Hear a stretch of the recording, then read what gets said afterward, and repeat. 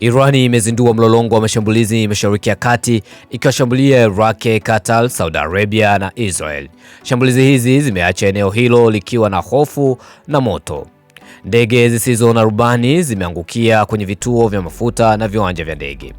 Wanajeshi wa Marekani walisababisha mashambulizi kadhaa kuondolewa karibu na mji wa Erbil kwa tahadhari ya mashambulizi kwenye hoteli. Kundi la Shia linalounga mkono Irani, upinzani wa Kiislamu nchini Iraq, liliashiria shambulio kwenye kambi ya kijeshi ya Marekani karibu na uwanja wa ndege wa Baghdad.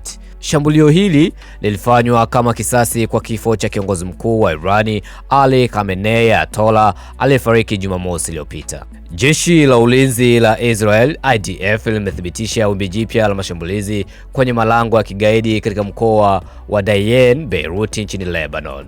Irani imerusha shambulio lake la 23 huku IDF ikisema mizinga kutoka eneo hilo kuelekea Israeli imetambuliwa. Mashambulizi ya anga yamesababisha moto mkubwa na moshi kuenea Tehran.